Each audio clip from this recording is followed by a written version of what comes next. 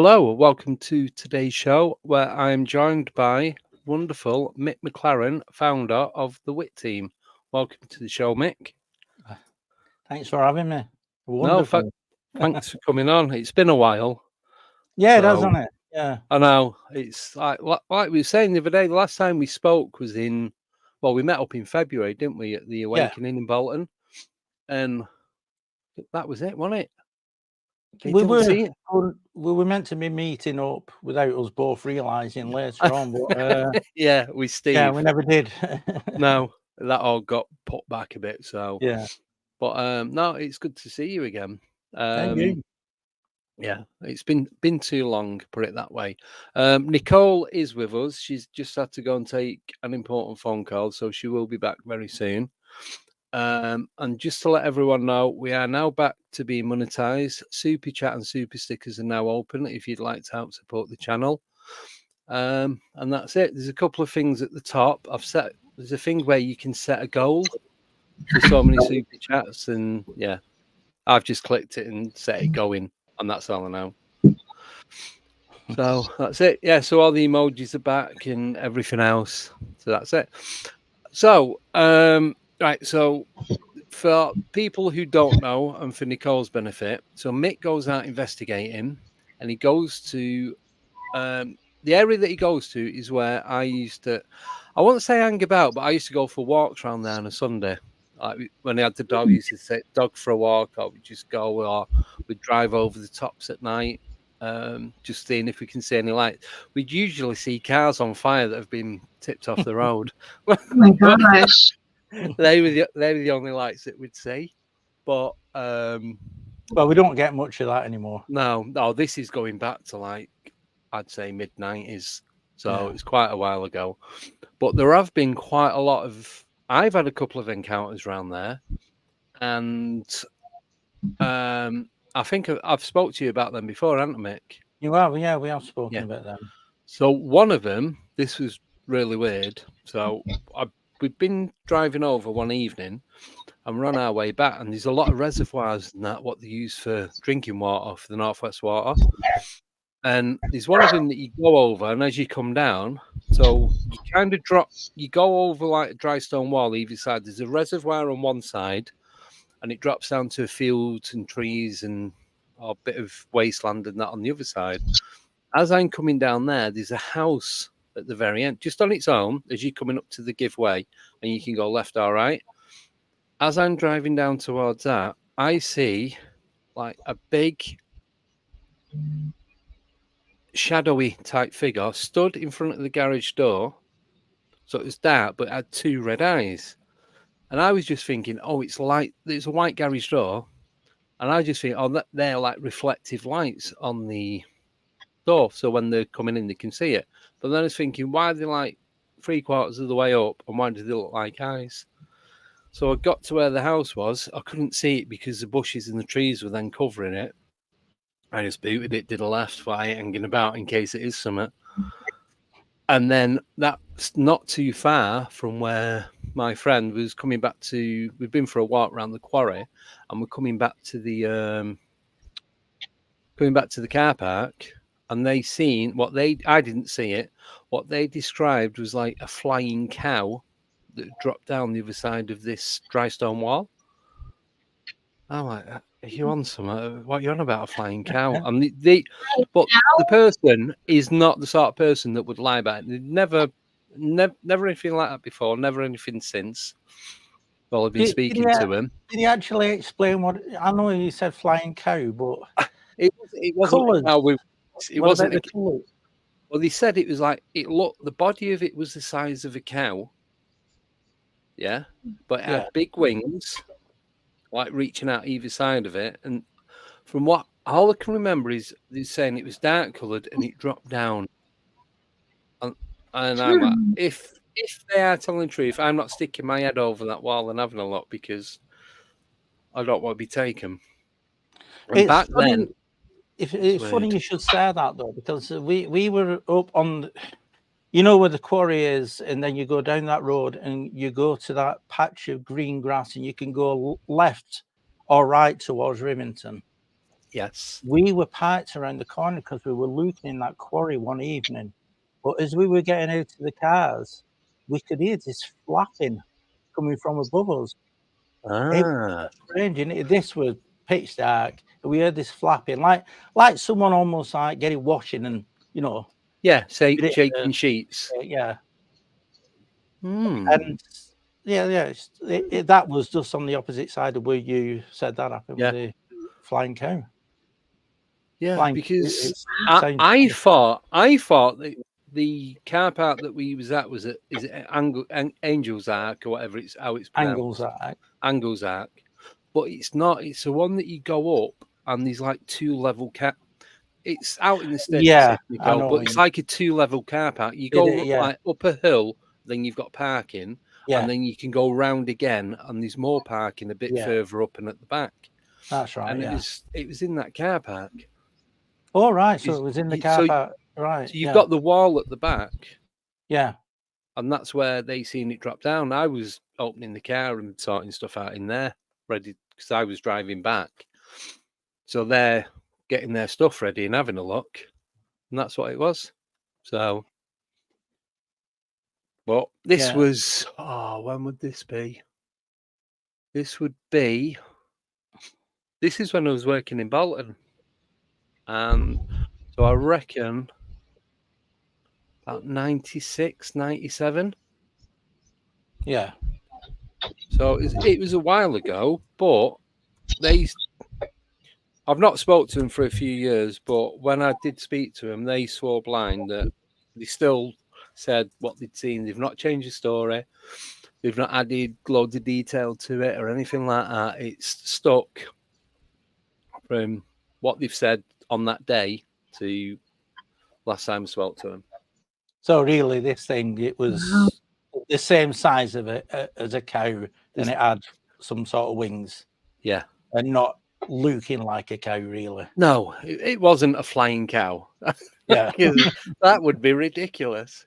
I think the thing is when pigs fly, not when cows fly. Yeah. But it's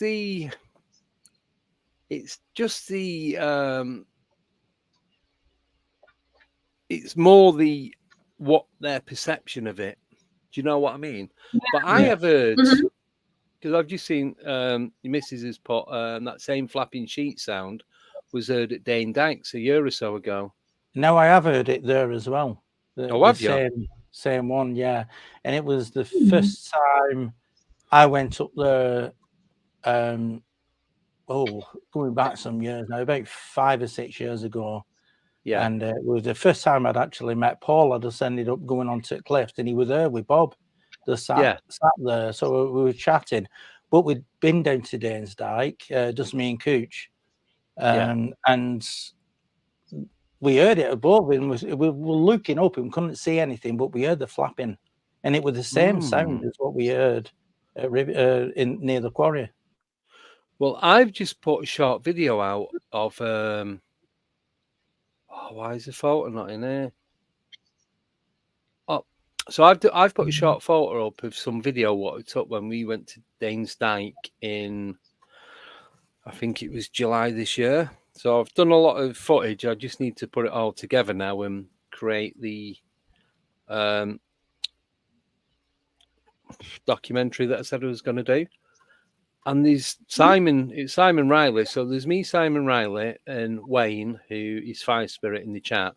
And at this point, we'd not met up with Paul at this point. So we'd been up to Bempton. Then we'd gone over to Danes Dyke. We're having a walk around there. We'd been on the beach.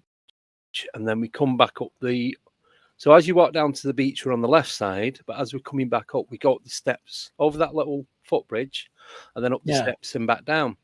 And it was when we was coming down the steps where we seen this just one single big dog print.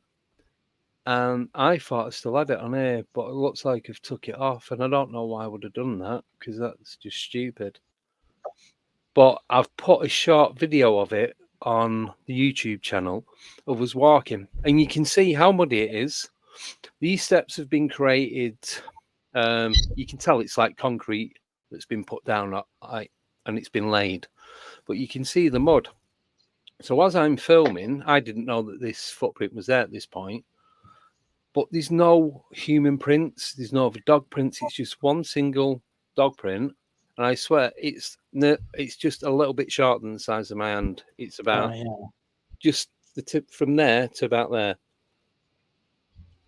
So if it's a dog, I don't know what sort of dog it is. It's probably bigger than a St. Bernard. But you can see the claw. You can see the claws on it as well. Well, around that part where that little wooden bridge is, and you go up the steps, you're talking about that near the car park, yeah. No, yeah. So do you know where you go to the car park? So it's not them steps. It's you're going down towards the beach, and you turn to the steps on the left. Yeah. So as you're coming off the beach, if you cut a left, like a big bin, like wheelie bin, like the big flip lid bin on wheels, and you go over a little metal bridge, concrete floor but metal railings. Then you go up the side. It's quite narrow. Yeah. So we followed that up to the top, and then you've got to come back down. It drops down into the dike, and then you go back up again the other side. That takes you to the car park. Yeah, I know which way you mean. But it was on the ones that as you go up, as you've gone up, and then you come back down just before you come back up on the other side. So, but it was there, and I didn't see it. And Wayne walked past first, and Simon walked past, and we went, "Andy, a print there," and carried on going. I think because he knew I was filming. Excuse me, because he knew I was filming, I'd pick it up, and it was just one massive print. Like I said, there's no other footprints there.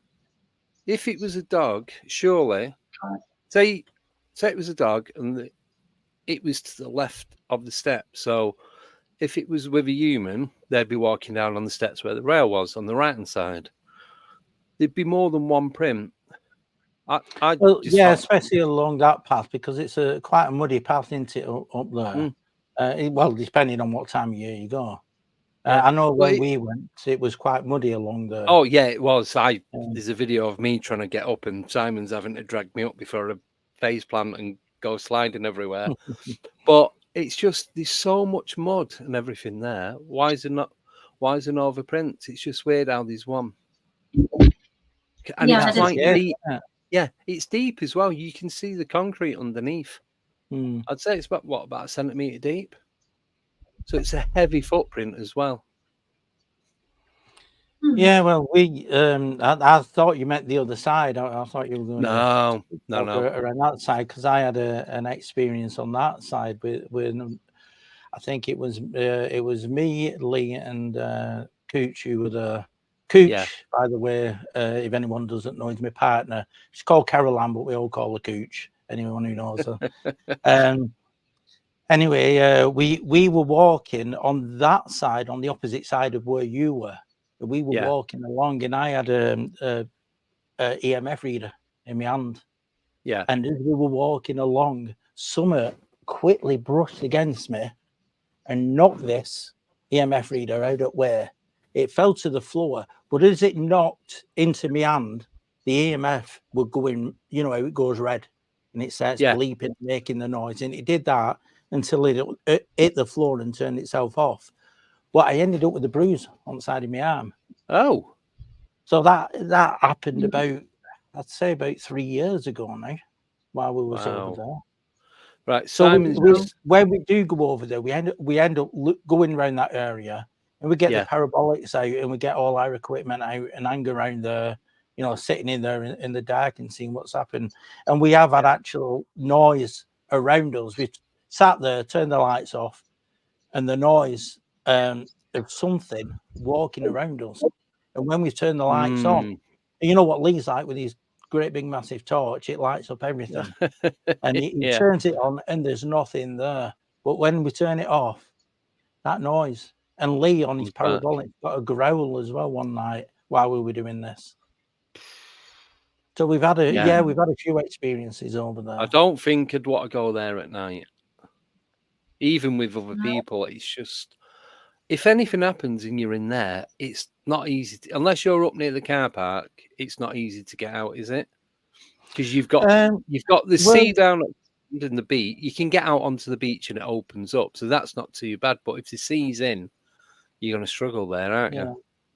Yeah, well, I think we're more of a team who we don't tend to think about that. We just get out there and do it, and if anything happens, at the point where we are now, we stay, because I think whatever these things are, if they're going to put the fear of God into someone, most people run, and they run in different directions.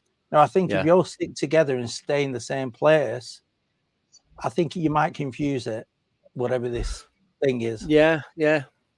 I've always don't run, stand your ground and that. So Simon's just sent me a screenshot of the video. I don't know if you can see it. I have to do it at an angle. There we go. Yeah. So that is just short of my hand, but you can see how deep it is. You can see the claw marks, the 4-5 pads. Definitely a dog. Yeah, 100% a dog, because I know cats retract the claws anyway. Yeah, because I know there's been a lot of big cat sightings around the area as well.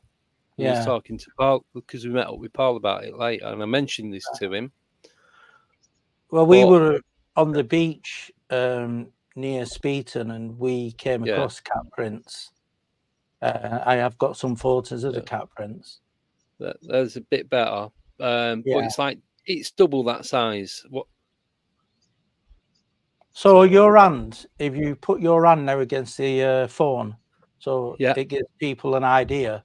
So imagine. So forget the bottom of my phone. Yeah. So where the phone touches the top of my fingers. Yeah. And then to where my thumb is, that's the size. Yeah.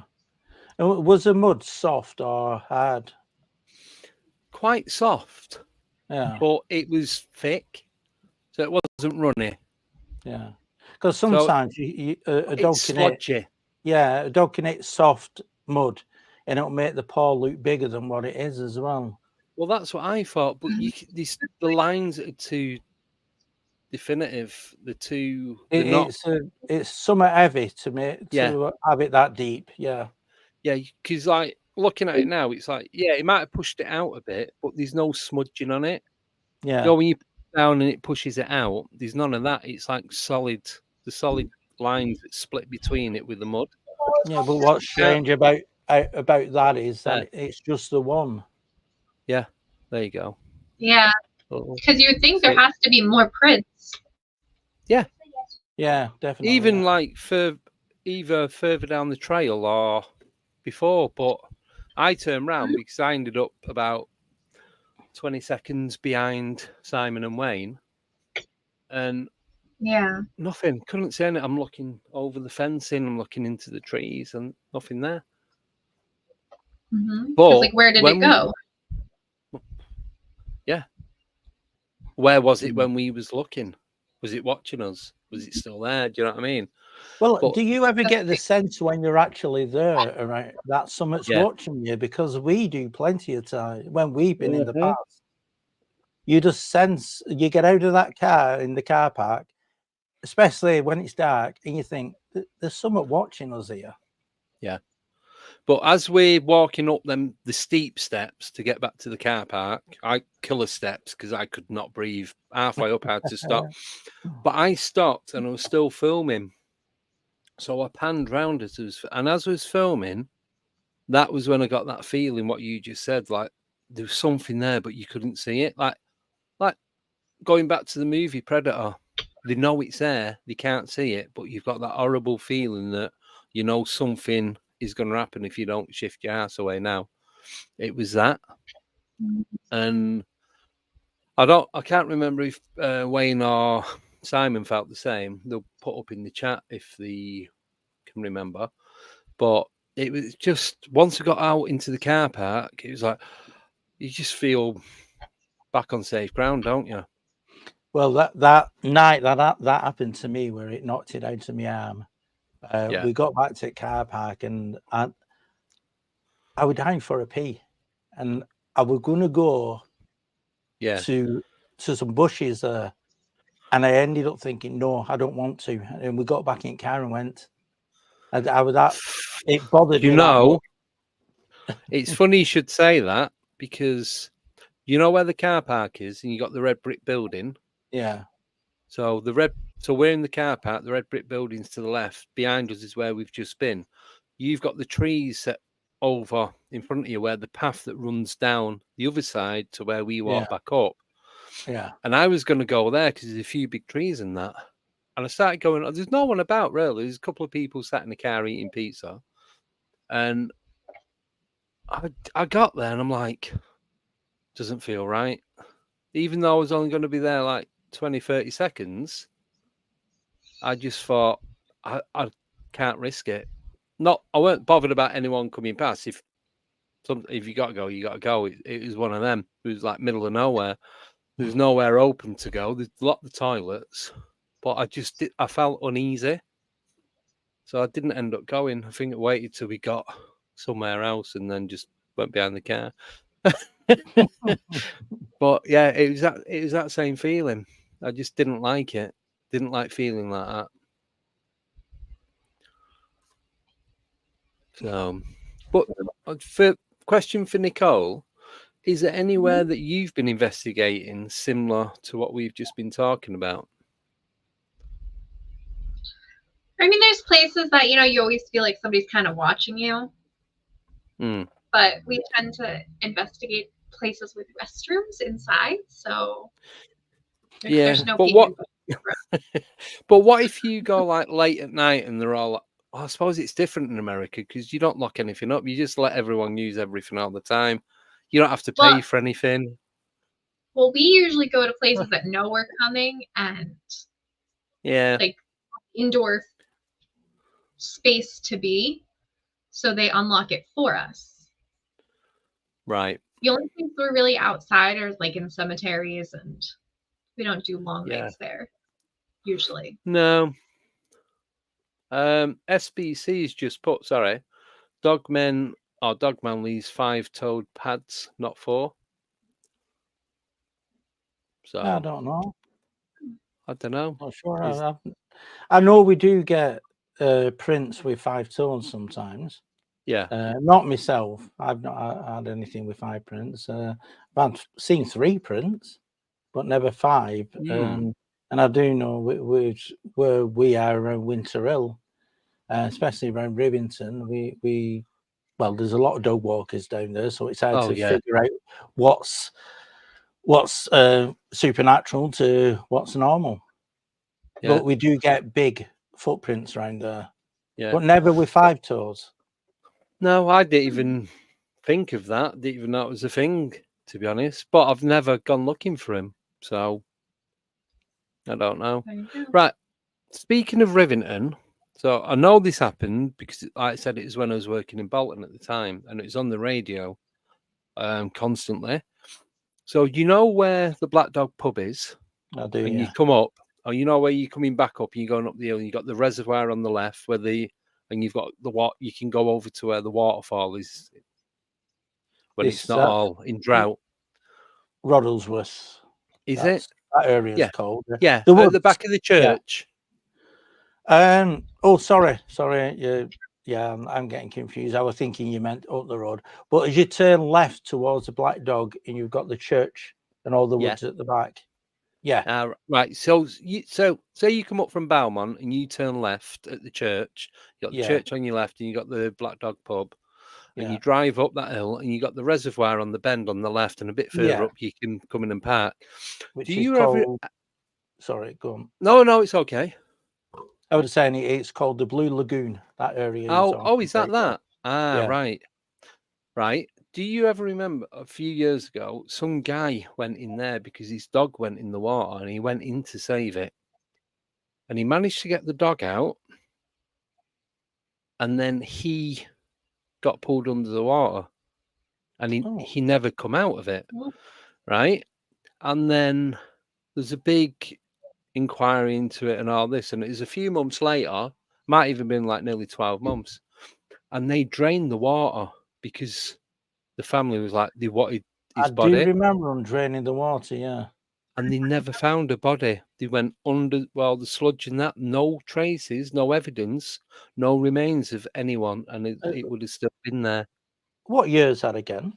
What year? Oh, wow, this would be, I'd say, between 95 and 2002. I could not give you. Yeah, I do exact remember year. them draining the water at that Because time. they drained it in the summer. Yeah. And it's on the local radio on that. I'm like, how can you not find it? It's not that big. There's nowhere where this water goes. It's like water comes into it and that's it. But they drained it. And one of the reasons to look for this body in like other like missing animals and that, but nothing was ever found. Well, I'll have to have a look at that. Yeah. I'll try and find out and see. Sorry, I can only give you a 7-year gap.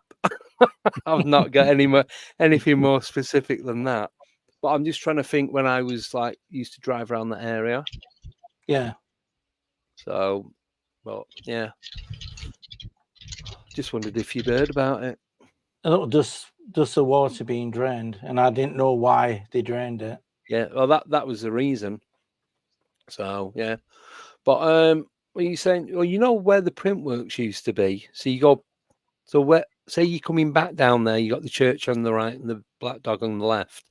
You do a right and then take your first left. Yeah, the old. The ink works. It was not print works. Yeah.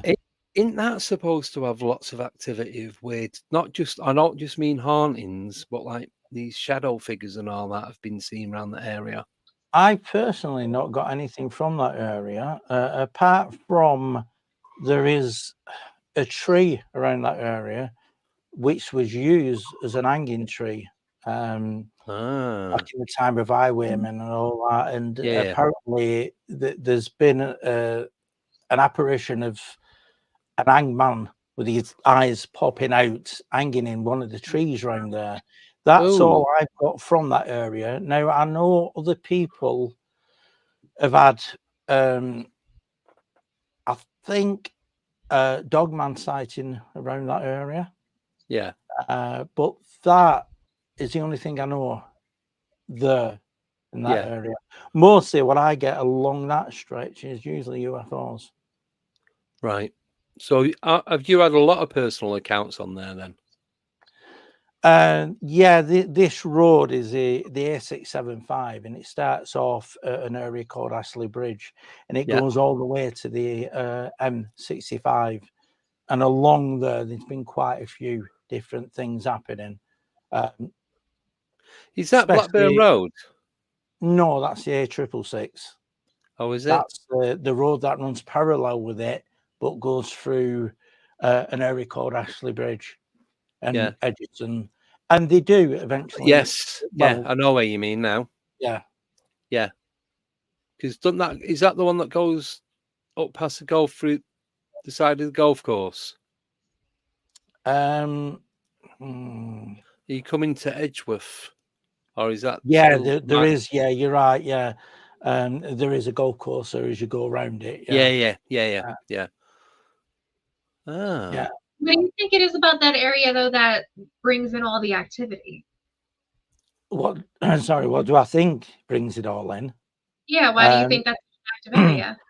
Well, what got me interested in that particular area, apart from living around here and going up there since being about 12 onwards and around there, but the paranormal side of it was, there's an area on Angleside Moor called Roundloaf, and I research around the area of Roundloaf, and I've come across, because I don't know if you into any ley lines, you know much about ley lines. There's 20 ley lines coming off this area of Roundloaf, which I've come across, and everywhere there's activity or something strange happening, it's within one of these lines. And I believe it's the energy that's produced from these lines, which could have something to do with the quartz underneath Winterhill in the rock formations underneath Winterhill. I think the compression of everything squeezing against quartz can cause these strange things, or cause energies that cause strange things around that area. Yeah. that makes sense. Mhm. Got a couple of questions for you. I'll do this one first because I missed it. So it's from Nickname, but from your missus. Did you see the comment from Twitchy about the entity? Can we ask Mick TVM? Oh, thanks very much. Trying to work out what it meant. Ignore me. What is the comments from about the entity? So the only other thing that I've got I've seen. Oh yes, that one. That? Yes, rubber arm night. So Mick, what about us getting forced into a direction by an entity at Danesdyke? Yeah, that's it. We call it the rubber arm incident because as it hit me and knocked the EMF out of my hands, my arm sort of like, because I wasn't expecting it, it looped on. We caught it on camera, and it looped as on my arm was made out of rubber. The way it would knocked it out of my hand. That's what she's going on about. Right, yeah. So yeah, we did mention that. Yeah, but yeah, the rubber arm incident, we call it. Yeah. So but it was strange because it sort of like knocked my arm and knocked me to one side.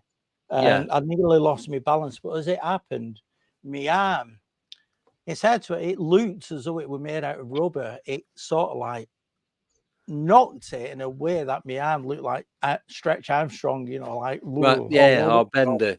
Yeah. So, because you didn't see what it was that had done that, do you think then it looked like it was rubber because of whatever frequency it was that banged into you? It had like a knock-on effect onto the part that it touched you. I never thought about that. It's never crossed my mind. The only thing that crossed my mind was getting out of there. Yeah. But I was just thinking about it then. We kept looking at this footage over and over again, and it was just so strange how it did that. But anyone looking at this footage, the reason it's not been put out there is because anyone looking at this footage would automatically think this person's done this herself, because that's what it looked to me. If I saw that footage, my first thought would be that's made up. So I never put it out there because I didn't want that sort of comeback. I just talk about what happened rather than showing it. Yeah. That is interesting. That we've got another question. This is from Alison. Hi, Alison. Hey up, Mick. What's your most weirdest experience? Thank you. I think. Oh God, there's quite a few. Because the one at Benton was a weird one, but again, there's quite a few from around the Benton area. Because only the beginning. It was the big. Or was it last year? God, I don't know now. It was beginning of this year, maybe last year. It just blends into one. I know. Yeah. We were driving along. There was Daz, who's part of the team. Arlum from I Talk Cryptids. He was in the back of the car. There was Lee, Kaz the Witch. Yeah. Everyone knows her as Kaz the Witch. She was in the back. I was in the passenger. Dan's, like I said, driving, and we were going down the road from from Flamborough to Bempton. Yeah. And as we were going along, there was a gap in the bushes, like there is. You get your fencing, like the bushes running along the road, and then you get gaps with the fencing. The gates every so often, and I saw a big, massive, bushy tail, and it looked like a fox's tail, but it was grey, and it must have been about 3 foot off the ground, as high as that. So looking at it, you would think an horse and an horse's tail because I saw the back end, but it wasn't. It was grey. It was a fluffy tail like a fox's, and it was just stirring in the bushes. And I said, "What the is that?" And Daz, he saw it. He saw the exact same as what I saw. So I knew I weren't seeing things. This thing was solid. You know, it was something real. That was now Kaz in the back, because there's tinted windows, she saw a mist or something white moving along. Lee saw the similar sort of thing. He says he saw something like a mist white thing. Yeah. You know, if he's in chat, he'll probably say what he saw. And Alan saw, because he was looking straight on, and he must have seen it first, because he saw something like I think he explained it as a wolf type being coming out of a mist and just quickly moving to one side. So we all 5 of us in that car saw something that night as we were moving along. Now we sort of like, Dad's put the brakes on. I said, stop, you know, like, let's get out, let's go and have a look. And he moved a bit forward, and then he turned around and we went back to the spot. And by the time we got there and we got out at car and we're looking around, I'm looking on ground for footprints. Daz and I think it was Lee, put his torch on, and in the distance there was some deer. Now we know it wasn't deer because we know they've only got a little small tail, and they're not as big as an horse. No.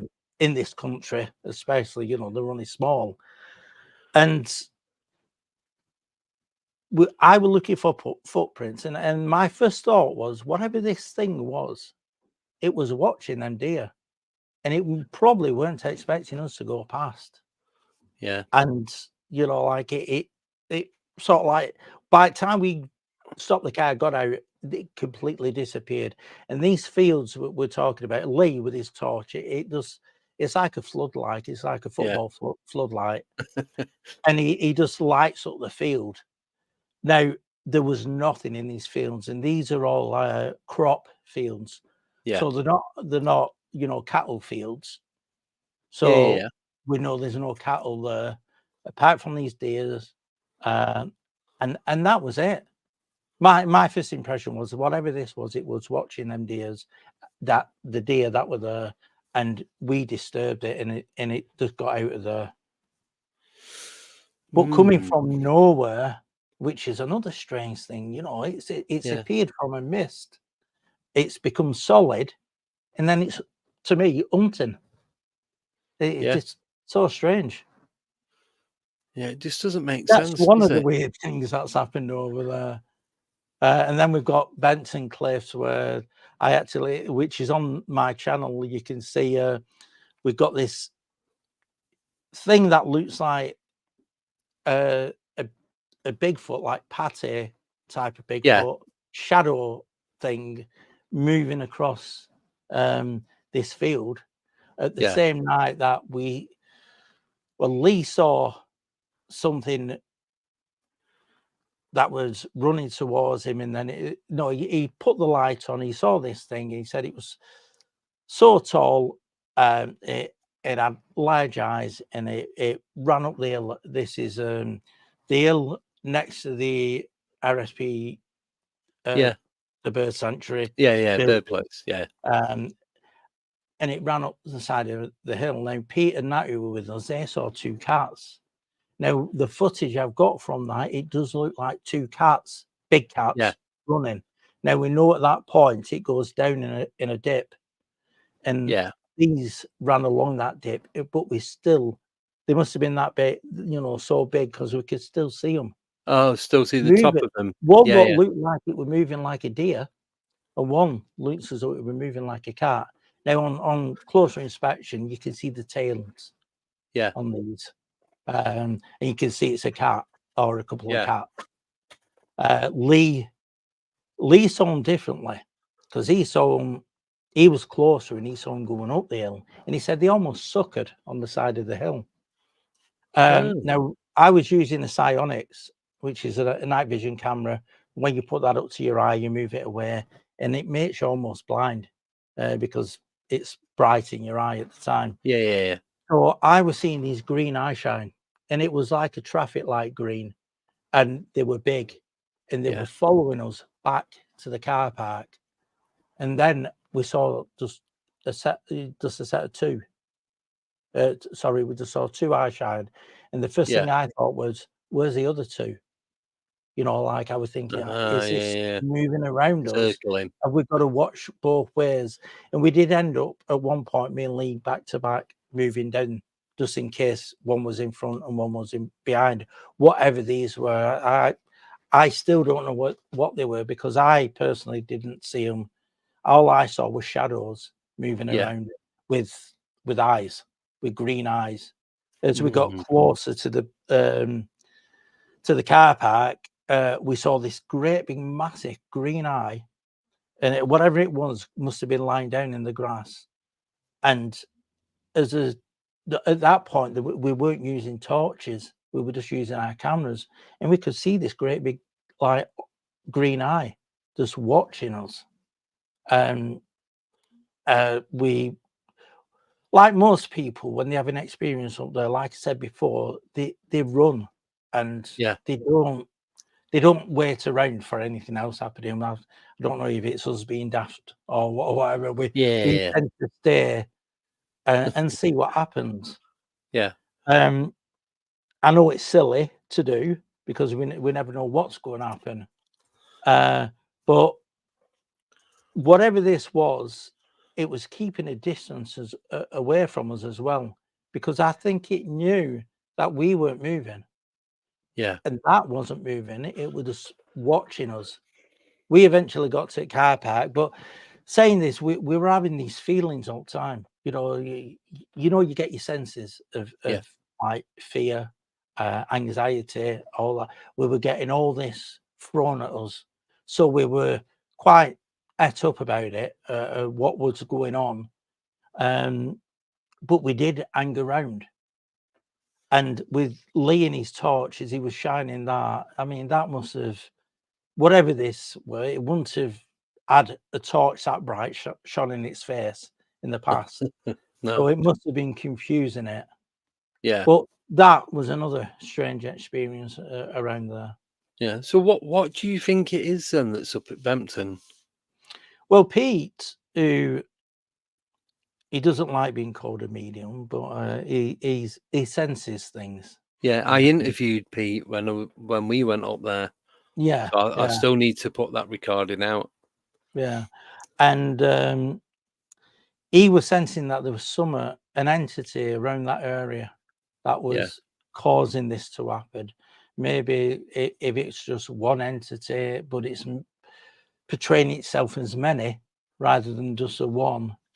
That it can do this, but he was picking up other things. There wasn't just that happening that night. You know, as soon as we got there, we were feeling, or Pete was feeling that there was something near what they call the big railings. There was something on there, and you know, that night just progressed from feeling something there to this happening, where we were actually being followed by some unknown entity. Yeah. No, it's like when we went, we didn't really get anything. I was using night vision. There was no lights and no eye shine. Just didn't really feel anything. We got there about 2 o'clock. We met up, stayed, had a walk about a bit, watched the puffins and that on the cliff. Then we went, drove over to Danesdyke. That's where we got the footprint. Then we went to get something to eat. And then as we got back to the car park, Paul and Ian and Pete and all that were getting there. And so we met up with them down at the cliffs, was having a chat with Les and everyone else. And just nothing. I don't know, was it too many of us there for anything to happen? Paul ended up going because he had to go and sort something out. So we stayed about, I think it was about half an hour, 40 minutes. And we just, nothing, no horrible feeling. Just No, like I you mean, walk. stood in your garden. Do you know what I mean? We've been up there plenty of times and nothing's happened, and it's been, you know, a nice pleasant night, and we just sat around chatting, and it was just that one night. And then we have had an experience the last time, the very last time we went. This feeling came over us again while I was in the car park, and not only did me, Nat, and Pete and Lee recognize the feeling, because it was that same feeling again. It just came on us all of a sudden. But this time we sort of stood our ground, and Alan from I Talk Cryptids, he was there. Cooch was Kaz, Daz, and we all felt something. And luckily, luckily, I was stood in a certain area where I just felt I had to be in that certain area, and I had the camera facing, and this footage on my YouTube channel, and you see an eye where an eye shouldn't be behind the shed, and you see it sort of like they're lit up, and it's only white, and it's, you know, like small, but you see it close and then it disappears. Now, when we went up again the night after to double check all this area, because we'd seen it on the video, we didn't see it at the time, but when we got back to we were staying in a cottage. When we got back, we checked the video and we saw this eye. We went up the next night, and there's no lights behind there, and it's all bushes behind there. So whatever it was an eye that sort of like was watching us, and then it closed. Yeah. And the thing is, and then didn't open again. Sorry, it was just gone, and didn't open again. It was just gone after that. No, it was just gone. Yeah, it just sort of disappeared. But you could see a bit of an outline of a shadow at the side of this building as well. Yeah, you could see it had come out a little bit. That was like the building, so it must have been looking out, and it just must have been this eye that lit up as it were looking out. Yeah, and the thing is around there as well, if it's like what fox and deer, it's even when there's no moonlight, you can still pretty much make out what animal is what. Well, it's and with this would have been the about when we went there and we looked at the fencing and we looked at the bushes, we looked at where it was on the camera, on the footage, to where it was while we were there, and it would have been about 6 foot. This eye would have been 6 foot off the ground. So we're not talking a fox or a small animal or even a deer. A deer, and there are deer around there, but I don't think a deer would be poking itself around, you know, looking around a shed while there's people around. Do you think, stupid question, do you think it could have been a person, like someone wanting to come down and having a look to see what's going on? I'm not saying it is, it's just no, because we actually went around the back at the same time. There was nothing. No one about. Yeah, you'd have seen them walking away, wouldn't you? My first thing was, as Kaz says, we did. That's debunk it.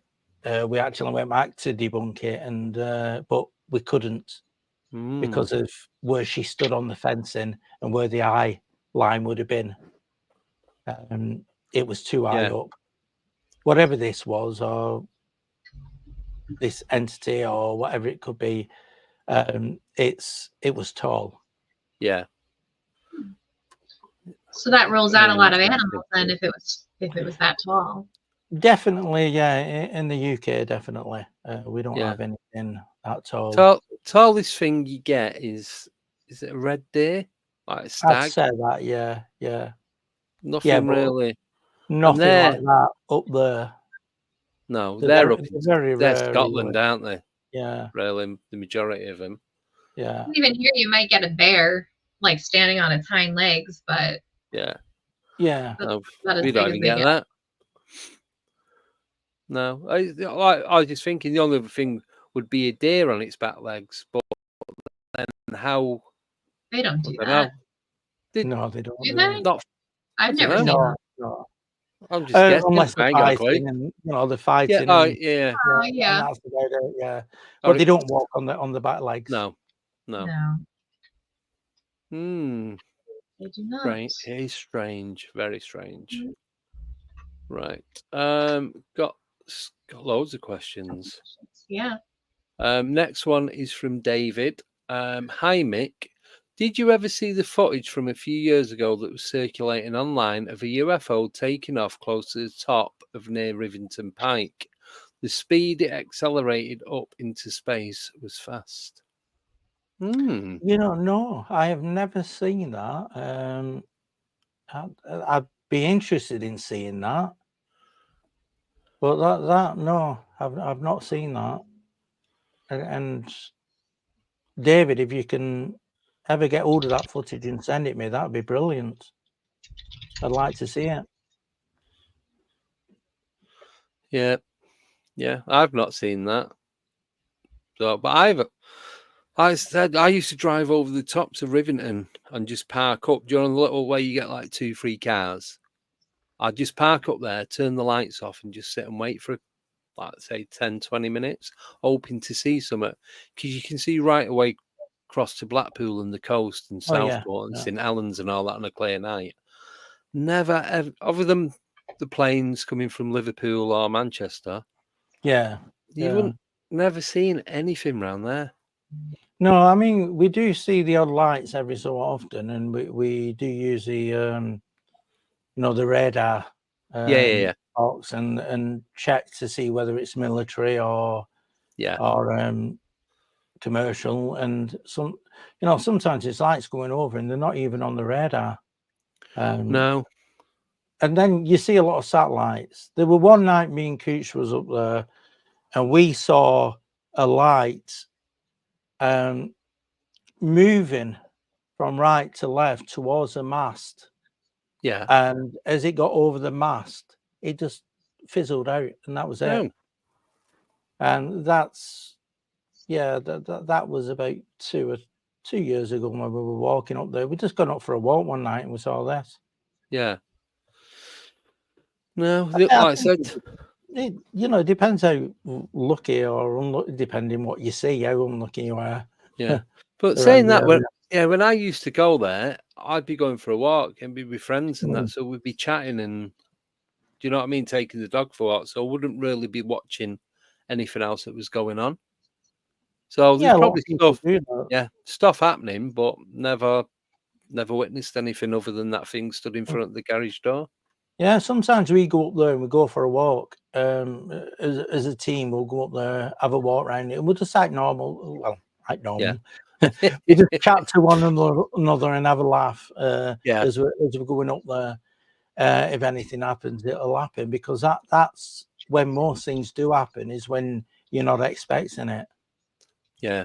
And then there's other times we'll go there because we've had a report of something happening, and we'll go to that area, hang around that area, go up maybe during the day, sometimes at night, early in the morning, you know, or camp out, depending what the weather's like.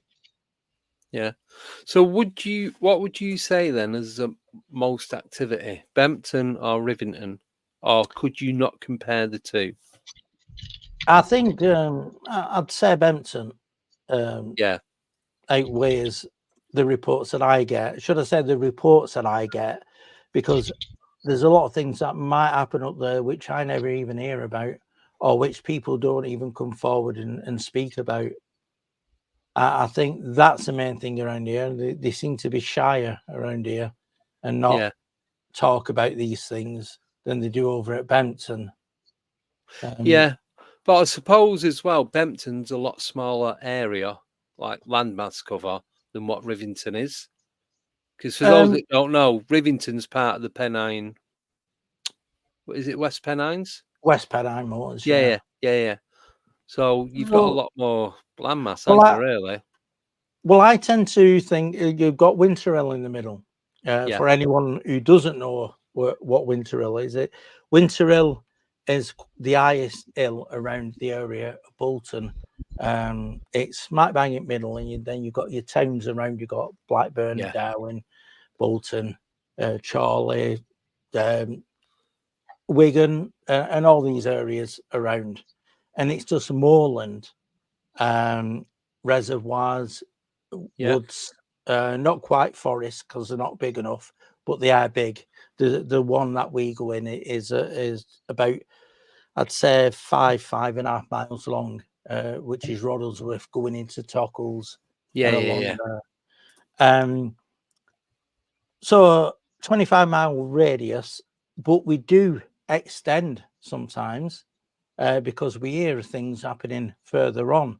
But we've got green belts from there going towards these towns and going around the towns as well. So we do get things from different towns, like Wigan and the Wigan flashes and all around that area. We got Bigfoot sightings over in Blackburn, which is Blackburn. You've got Blackburn, and then you've got this Blackburn country park. It's a Whitton country park. Yes, And it goes from Blackburn, and you go straight up onto the moors with this wooded area, or wooded areas with grass in between, going onto the moors, and then it more or less goes all the way over to Ribchester and onwards from there. So it's a great big massive green belt around that area. And Oliver, who had this experience, he had been camping. He's a wild camper, and he goes out a lot. But this is his area because he lives in Blackburn, and he used to go there a lot. He had a little encampment around there, and he came back from holiday. One of his pets had died, and he took it up there to bury it.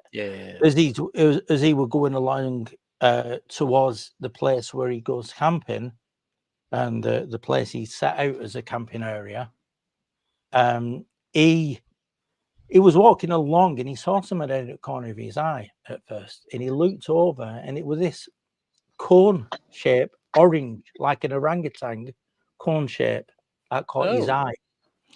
As he looked over, this thing moved and looked up, and they sort of like looked at one another, and it sort of like moved round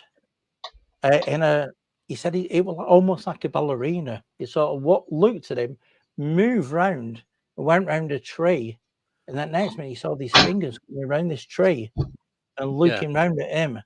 And at this point, he'd ran off. He were heading for home after seeing that. But that was his area, and he didn't do wild camping for a while. And it's just within the last 2 years now that he's been out there again, wild camping and going out and about. Don't know what it was, a orange orangutan looking Bigfoot. That was, he said it must have been about 7 foot. So where it stood, but when he went, he did go back the day after. When he went back, we're around the bottom of this tree. There was a load of what looked like half-eaten mushrooms. So it was busy eating. So what? See, I can't even get the words out. What are they coming for? So say mushrooms. These are wild men, Sasquatch, Bigfoot and that. Are they just coming to feed? Are they coming to look or search for something? See, I don't know. I mean, I'm on that. Within the UK, I'm on that way of thinking now that these are more supernatural. I don't think they're actually here. I think they'd have been, because of the size of the UK. Well, you can imagine he's seen this orangutan looking, coloured thing about 7 foot tall, and and nobody else has seen it, and But are they shifting, out of one dimension and into this one? But they're eating mushrooms or eating animals, not only in their realm, but here as they're coming through to ours. Have they got some sort of ability to move from one, call it dimension, to another? Maybe they have a device, or they just know they've not lost the original knowledge of how to do it, or they've got, like you said, that supernatural power to have the ability to do that, that we don't have. It could be anything, couldn't it? But would you say then that what there is going on in the US, like with the Sasquatch and Bigfoot, would you say it's the same or similar thing, or something totally different here in the UK? Well, you look at that and you see there's so many in the USA, ain't there? You know, you have so many sightings, and there's people on two sides there. You've got the woo side, and then you've got the people who believe the flesh and blood. And I don't know whether they've ever come together and spoken about it. I know there's division there. When it comes to Bigfoot. So I don't know. I mean, I can imagine it's big enough in the US and up in Canada. You know, there's a vast area of forest and land from to move around. Whereas here, I don't think there is. We don't have it's more supernatural here. I think people are seeing supernatural things. Yeah, because we don't have any mountains, really, do we? You've got Snowdon in Wales and Ben Nevis up in Scotland, and there's no mountain ranges, really. Well, no, Glencoe. That's about it.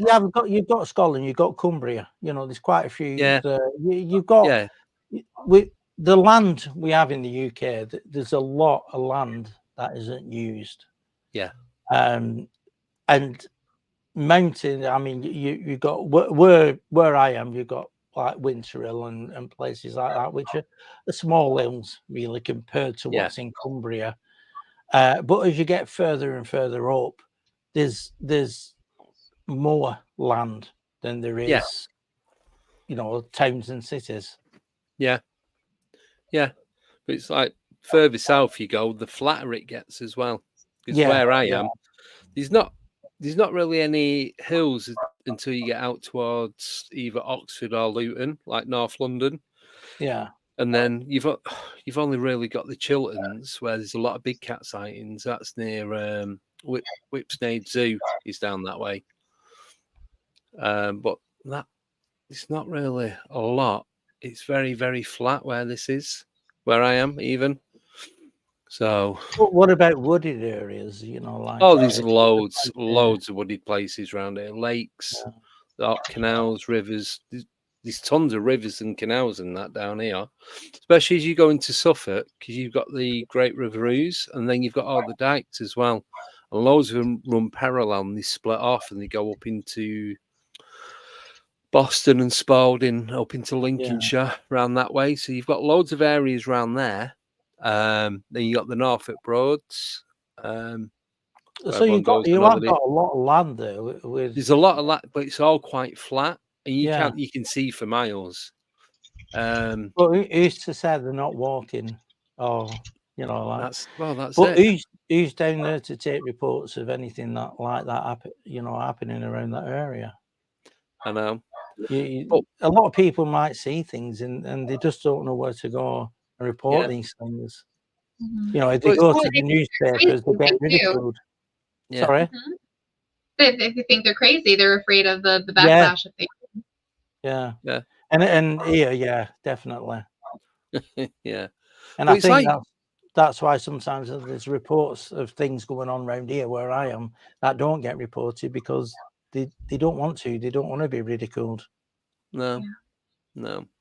But you don't, or I've not heard of many cryptid reports in Europe, like Germany, France, Italy, Hungary, places like that. You don't really hear anything. But is it, you do hear them if you're in that country, but it doesn't go outside that area? Well, that's the thing. I mean, there might be people going on.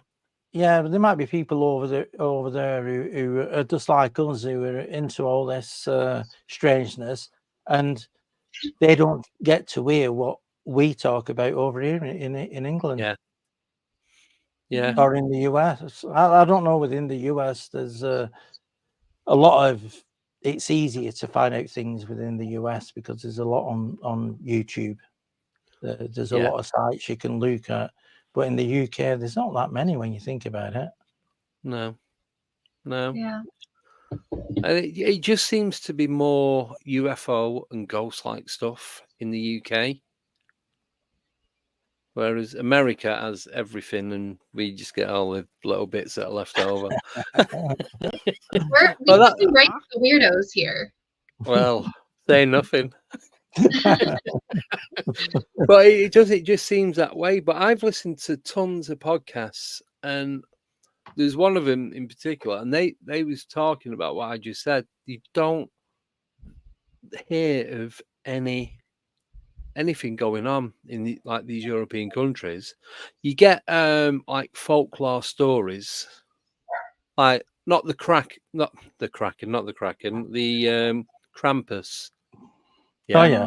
There's a lot of that like around Scandinavia, like Northern Europe, Austrian, isn't it? Yeah, but that's it. You've not really got much more than that. You've got a bit of folklore with there's another country where the Wolfman, but I think that was more just to scare kids to get them to go to sleep and behave.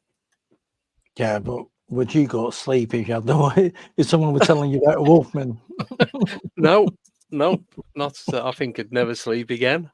I think that's more of the Hollywood, isn't it? Yeah, with that and the Transylvania and Dracula and all that.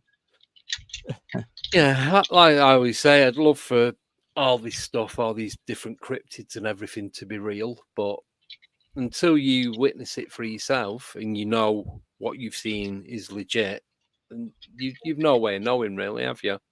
Well, it's like, you've seen that at Rivington. You've seen something big, red eyes. We've had experiences. I've had quite a few reports from around the cryptid, dogman type cryptids. Rivington. I'm just looking at my map as I'm talking. Because the map I have, which you can, if anyone goes to my website, mickmclaren.com, there's a map on there of all the sightings around the area that we live. Where I live and around where Lee lives, Caroline and Cooch, and the team. And I have it set out, so I've got it like a werewolf type being where all the dogman sightings are, UFO, like the little UFO icon. We have the headless horseman. We've got sheep. I've not spoke to you about the headless horseman. Oh, right. Oh, I need to know about this. The headless horseman was, George's Lane. George's Lane. The lane that goes up towards Rivington Pike and towards the mast. Yes. Because, like I said before, anyone who doesn't know, Winterhill has got a television mast on it, a very, very tall television mast that sends out signals all the way around the northwest of England. And down at the bottom, along this St. George's Lane, not road, lane, there was a woman from Norwich when she was 13, I think it was. And she was playing in a field with a friend. And this was in summer about 7 o'clock, between 7:15, 7:15.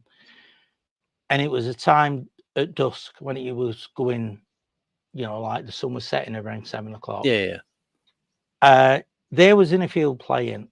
Then all of a sudden there was a mist around them, and they heard a horse neighing. As she looked up, she saw this like medieval knight looking person on an horse, which reared up and made that noise right in front of her. There was a mist swirling around her, swirling around the horse and swirling around the head of this horseman. Now, when people talk about headless horseman, what it was she couldn't see the head. And there's been quite a few sightings of this around that area and around the China Gardens over there. Yeah. An area just not far from where she saw this, near the Rivington Pike. And as she saw this and she stepped back, she turned around towards a friend and couldn't see a friend because of the mist. And as she was walking, she turned walking away from this horseman, and all of a sudden the mist disappeared. Same again, sun was just going down, everything was normal. She said to her friend, "Did you see that then?" She said no. Anyway, they went back to the house, which was the house on that road, the last house on that road. Yeah. And she said, she mentioned it to the girl's dad, because this was her best friend's dad. And he said, "Oh, you've probably seen the headless horseman around here." And that stuck with her from there to being a lot older now. Yeah. And only recently as well, there's been another sighting of this a bit further along near what is known as the top barn. You'll know that where that is. Yes. Andy. Oh, yeah. Where the bikers go. Yeah. In that car park at the top. Yeah. Someone had gone in there with some friends, and they just parked up for the night, just probably to have a few drinks, you know what they like.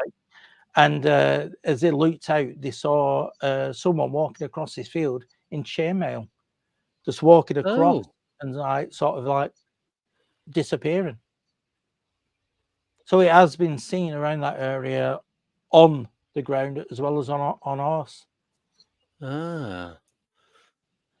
That is interesting, because what do you know what Rivington was used for, like back in the day? I do know we're not far from, well, on Rivington Pike itself, just at the side, we've got an old ancient burial mound. We've got lots of burial mounds around that area. And I believe when this was being seen, this headless horseman, when people were reporting it, where the quarry is, there was a lot of burial mounds around that area, Bronze Age burial mounds that had been dug up. And after that, this kept being seen. Right. So it could be the reaction of that, of them digging it up. Yeah. Could be. Like release some of the energy or something. Yeah. What's your take, Nicole? I just think about the headless horseman we have here, and how he gets around. Like there seems to be a lot of headless horseman kind of lore. Do you think? It seems to be everywhere, doesn't it? Whichever country you go to, we have an headless horseman. Do you think though? Just thinking about, you saying about the hanging before, because when they used to hang people, didn't they used to sit them on horseback, and then they'd smack the back of the horse, and then the horse would run off, and then they'd drop, and it'd kill him when they're hanging him. So they didn't always use gallows. So they'd sit the person on the back of a horse, they'd have the noose round the neck, then they'd smack the back of the horse would run off, and then they'd drop. So they're getting the horses involved in their dirty work? Yeah. I'm not so sure whether that's just Hollywood that's portrayed. I don't know. Like that, because there are places in England, like which have the name Gallow in it. Where But I was just thinking. I mean, they could have done. You never know. Nickname said "Gone dark, Andy." I'm doing a Tommy, but I'm going to go even darker. So if they've done that and the horses run off, what if they've dropped too far and the ropes cut the head off and decapitated them, and then all that equals headless horseman? Could be, but you've got an horse that isn't dead because it's run off. Yeah. So is he just going around in the air like that? Yeah. I know. Yeah, because there's dead fishes put quarter in. So they used to do hung, drawn, and quartering. So they'd hang them, they'd draw them, cut them open, then they quarter them. Well, they used to use the horses, didn't they? So they tie rope to each limb, and then each horse would go off in a different direction and rip the body apart, just to go a little bit darker still. That's pretty dark. Yeah, so that's the hung, drawn, and quartered, isn't it? Yeah. Yeah. Not a nice way to see go. limbs walking around on their own. Yeah. So why don't we get that then? You never know. Is it not enough? Somewhere. Like an arm or a leg, the hand. Yeah, like that. Yeah, thing out of the Addams. Is it the Addams family? Yeah, the hand. But yeah, moving on. So I'm just reading these things. Such a ray of sunshine. Well, but it's no one thinks of these things, or no one says these things, and I think this is what needs to be brought up to get us to think more, think outside the box, as to what, not what everything could be, but what some of these sightings, what could be behind it, what caused it. So we don't ask, we don't know. Right. Yeah. We had a bunch of questions still, right? We have. So this is from Kaz the Witch, and she's asking, tell the watchers about our last trip, the dark entity at the cabin. Was that the one that you spoke about before, or is this something else? At the cabin. I'm trying to think. We can come back to that if you want. Yeah, I'm just not sure. Dark entity at the cabin. If she's still in the chat, she might. Yeah, give us more on that, Kaz. Right. So, do you want to do the next one, Nicole? Yes, this is from 14. You've done some great videos and reports of your research, Mick. Where's your favorite location, and do you think being out alone increases your chance of experiencing the phenomena? Hope you're well. My favorite location is actually Winterhill. I love getting out there and going out there, alone as well. I do a lot on my own. I tend to try and get out there as much as I can. And I hope it increases. Well, I think it has increased the chance of experiencing more. I've been out there camping.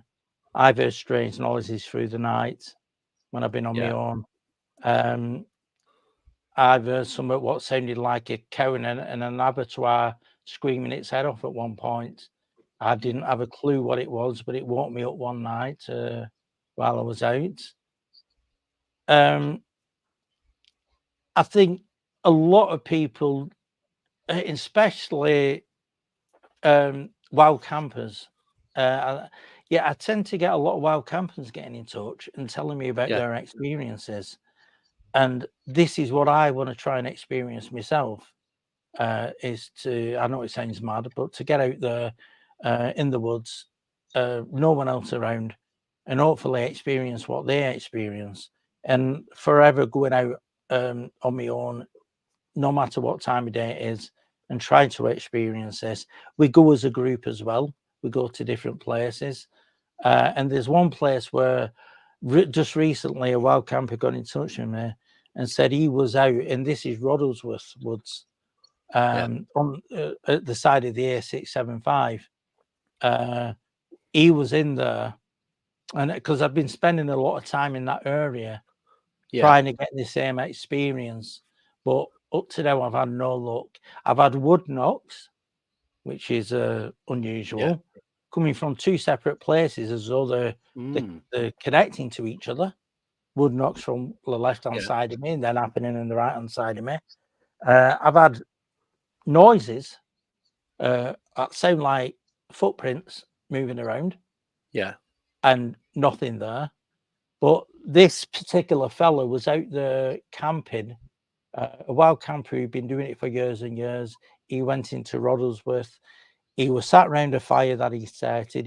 He'd had everything set up. He would have sat there relaxing. Then all of a sudden he saw this shadow, almost transparent shadow, swaying and watching him. He got up.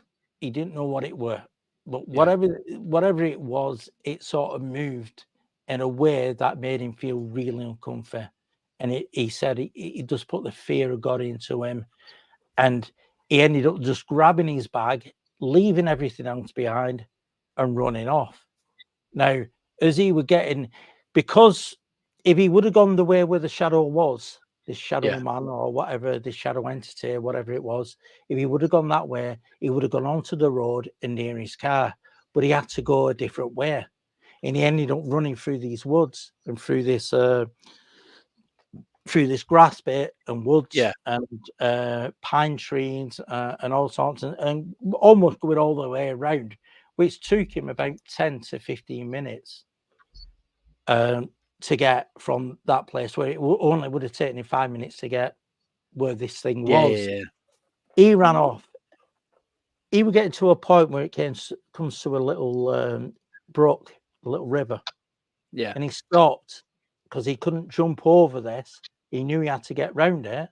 But as he was walking towards a path where it sort of goes down and you can go over stepping stones across it, he turned round and he saw it behind him, watching him from outside of a tree. This shadow thing that was about 6 foot tall.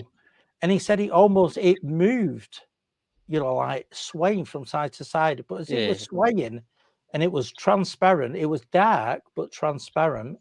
This is about 4:30 at night. So in there, it's not dark, but outside of the woods, it's daylight. And he's seen it swaying. He could see transparency in the trees behind, but he saw like a smoky fog around it as it was swaying, as well as this black shape of the body. And he'd started running again with his stuff all tucked around. He'd not even put the backpack on. He just had it all in his hands. He was running towards where he parked his van.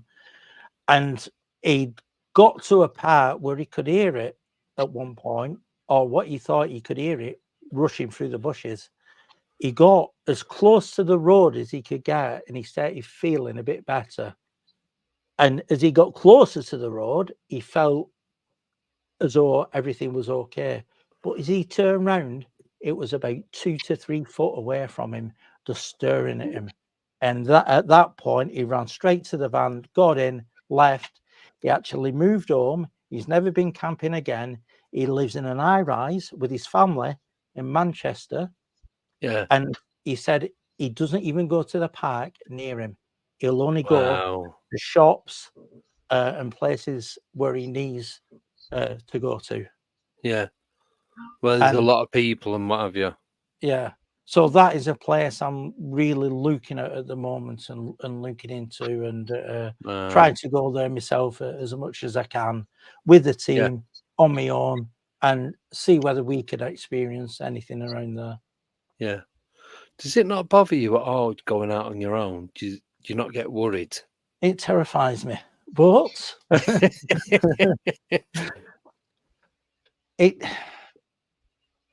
I've camped out, once on my own, and I didn't have that experience of the noise. At the time I camped out, I was in my camping area, and I heard what sounded like a radio going, like from a car. And I know around there's no car parks, there's nothing, but it seemed to be coming up above me. And I would ended up walking here, I walked north, west, east, south. And every time I went in them directions, the sound got lower until I got back to my tent, and it was just as loud. So I don't know what that was. So I think with having them two experiences, I've not camped out on my own for a bit. I will be doing next year. I mean, Yeah. getting too cold and wet for me at the moment, but I will be next year going out on my own and doing a few things. Yeah, it does frighten me when I'm on my own and everything's running through my imagination because there's so many reports I get from around that area that you can't not think about these things that have gone on. Yeah. So I'm constantly looking around. So if there is something out there, I'll see it. But I've not been lucky enough to actually see something within them woods that I would like to see. Yeah. Yeah. But then, are you bothered about getting it on footage, or are you just wanting to witness it for your own? Yeah, I do both. For I yourself. do go out on my own without anything. Yeah. And then I'll go out with my camera. And I just do a bit of both. Yeah. Because, if I do go out there and experience something, I can imagine me experiencing it more without a camera than with a camera. Yeah. Which happens to most people. I ask, do you think they're drawn to you or you to them? Mostly me to them, really. I don't know. They might be curious of what this person's doing around here, like in the area that they're from. But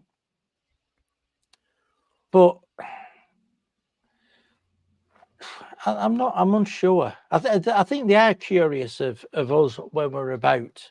We've had an experience in one of the fields where one evening we were looking around an area, and this is going back some because where we found a lot of the sheep kills, the sheep mutilation, which think you, Andy, I think I've spoken to you about this before.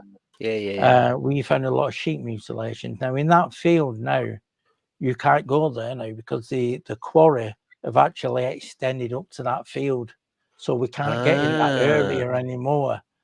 But at the time we were in that area, we were walking one way. Lee was behind us, and he shone his torch around, and he saw a pair of big illuminated eyes watching us over the over this little bit of quarry. Yeah.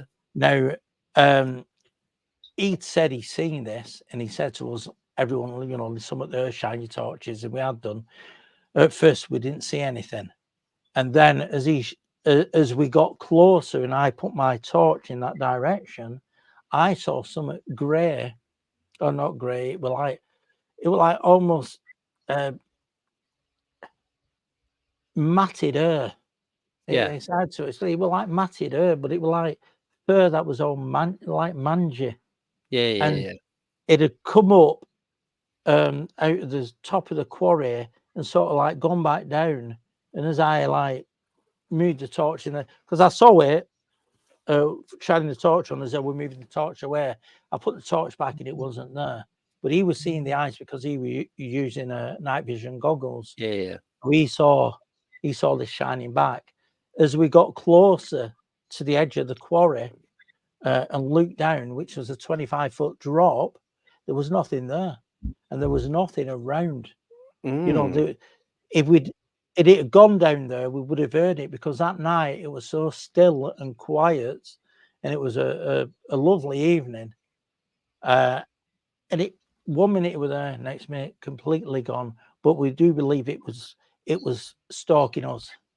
Yeah. Whatever it was. And that was the time of all the sheep killing and what we termed the beast of Winterhill at the time that was being sighted around that area. Yeah. Yeah, I remember you telling us about that. It's weird, isn't it? All the different stuff going on, and definitely is. Yeah. It's not knowing, but as most people know, I want to know what it is, but I don't want to know what it's about, if that makes sense. I want to know all of it. Yeah, I want to know. I want to get down to the bottom of this, but it just seems to be going on and on and on.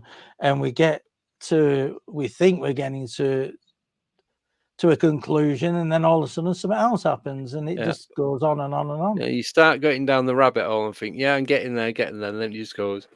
Yeah. And I don't think we won't get to the bottom of it, but all I can do really is take reports of what people come to me and investigate what's going on around that area, and get out there as much as I can with me on my own and sometimes the team. Yeah. I mean, we've been going out for the last couple of weeks. We've been going out for walks, trying to act as normal as we can and just walk around the area. Last weekend we were up somewhere called the Big Grey Stones up that area, and I've had a couple of reports of UFOs around there. But the path we were walking on was that treacherous. I ended up falling into 2 bogs up to my knees. And you wouldn't expect that around that area, but I just got laughed at the time, and they're probably laughing at it as I'm speaking now. You made me laugh then, Mick. I'm not laughing at you. I'm laughing with you.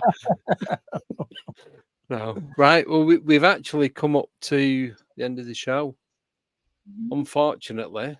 It was quick. I know. I always got bet 24 hours doesn't go quick. But anyway. Just quickly, you're doing a meetup or something, aren't you? Right, yeah. If anyone wants to come to this, I'll put it on my website at mickmclaren.com, as simple as mickmclaren.com, all lowercase. And it's at where I was talking about Roddlesworth around the woods on the 20th, Saturday, the 23rd of November, meeting at a car park, which is on the website. If you go onto the website, it'll give you the postcode. Plus, if you click below, it'll show you the map where we're actually meeting. And I'm going to take people around these areas and talk about what's happening in these areas while we're there. And that will be from 1 o'clock till about in November 23rd. It might be about 4:30 when it starts going dark. And after, if anyone wants to go somewhere and have something to eat, then probably later on in the evening, we might end up going over to Rivington, where all the dogman sightings are, and having a look around that area as well in the evening. Yeah, excellent. Well, I'm going to try and get to that because I was going to be going to Cannock, but I can't remember what weekend I said. And it's just like you said, everything's just a blur. Oh no, it's a weekend after I'm doing Cannock, so yeah, I should be good for the Bolton. Oh, good. But I'll keep you. I'll phone you, message you, and let you know anyway for definite. So thank you, Mick, for coming on and sharing all your encounters and other people's encounters and experiences and everything you do and how you do it. It's been great listening. It really has. So very wonderful. Oh, thanks for having me. I've enjoyed it. No, more than welcome. And thank you for everyone in the chat. We've got a couple of new subscribers to the membership, so thanks guys for doing that. Thank you for all your questions. Sorry we couldn't get through them all, but we've gone over time now anyway, and I'm going to get another time. Oh yeah, you come back on in a couple of months or something. You're more than like I say, you're more than welcome. And if we do get to meet up next month, fingers crossed, we'll have encounters and activity to talk about. So so that's it from us, other than we will be back on Friday for about 17 days solid. No, 24 hours. So 24 hours. The way it's going to work is it's 8 parts, all around 3 hours each. So the main reason is so that me and Nicole get a decent break between like every couple of hours. But also, if you want to watch it back, it's going to be easier to watch rather than sifting through a 12-hour video. You've got 8 3-hour videos, so it's easier to document and chapter. Also, we only know a handful of people that are going to be coming on. So I know I'm now not on Facebook. I am on Facebook, but I'm not going on Facebook. people have started sharing that they're coming on the channel, so I'm not allowed to go on there to have a look. And I saw someone's releasing the full itinerary tomorrow. Yes, so Nickname, who's organised it, is going to release everyone who is coming on.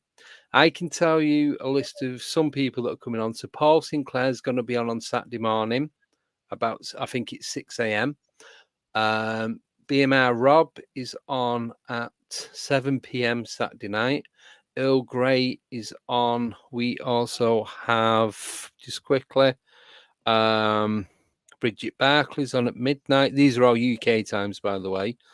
We've got Paul Whitewick. He's going to be our first guest at 9 p.m. on Friday. Then followed by Kevin Day. Then we've got Nicole's friend. This is at 1 a.m. on Saturday. Jenny Colucci. Yes, got it right. And Anthony Simonelli. So they're going to be coming on. And that's it. We don't know anybody else who's going to be coming on the show. And we have to avoid the spoilers tomorrow. Yes. Don't go on Facebook. No Facebook. No nothing. We've just got Oh, and it's not all paranormal. There are some. It's a bit of a mix of everything. So just to break it up and make it a bit more interesting than talking about paranormal for 24 hours. Not that I'd ever get bored of it, but you never know. So hope to see you all in there. Like I said, we're going to have like a 5-10 minute gap. So each guest, like every third guest, is going to run for about 55 minutes. So we can get a break and then get ready for the next stream. So as the outro comes on, then if you guys get ready to look for the next one, it's all listed part 1 to part 8, so it's easy to find. There's like 30 odd guests coming on. There's other people coming in the chat as co-hosts. It's not just me and Nicole. Tommy's going to be coming on. Bridget's going to come on and co-host. I've added a couple more people to moderate for the different times. So there's a couple of people in the US that are going to be moderating for us because the time difference, like early hours morning here and afternoon in the US, and just things like that, just to keep the flow going and make it easier for us. And that's it. I don't have anything else to add other than we'll see you in 48 hours or 24 hours. Everybody take a nap so you can stay up the whole night with us. Yes. No sleep. But I'm up at 6:30 Friday morning, do a day's work, then doing that. Then when I finish a 24-hour stream, I'm then going to a Halloween party.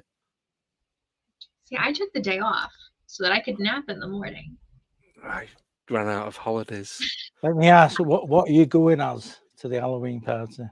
A zombie, and I won't even have to get changed. Do you know, I've not even looked. I'm going to one myself on Saturday. Yeah. And I'm going as a priest. Oh, are you?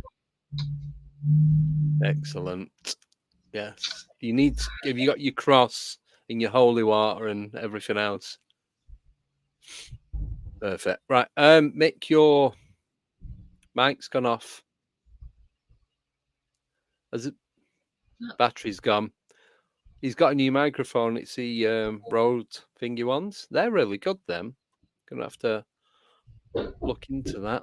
Right. So while Mick sorts that out, we're gonna have to end this now. Oh, you're back. Yeah, you're back. I've got 2, you see, so swap them over. Yeah. That the battery's gone on that now. So yeah, just I said bet the battery's gone. Yeah. Perfect timing. So thank you, Mick. Thank you, Nicole. Thank you, everyone in the chat. Thank you, everyone listening on podcast. You can listen to on whatever podcast player you use, whether it's Apple, Spotify, Castbox, whatever. I don't know the names of podcast players, but other than them 3, that's it. That's all I've got. So have a wonderful 2 days, and we'll see you back here at 8:30. Bright and breezy for about 10 minutes, and it go downhill from there. 4:30 p.m. Eastern time. Yes, 4:30 p.m. Eastern time, 8:30 p.m. UK time. 1:30 Pacific time and the rest you'll have to figure out. 3:30 Texas time. So, yep. Right. Oh, hello, Warren. I can't type your name because we're just about to end. Right. Yep. See you all Friday. Take care and enjoy yourselves, but not as much as you're going to enjoy Friday. See you later. Bye-bye.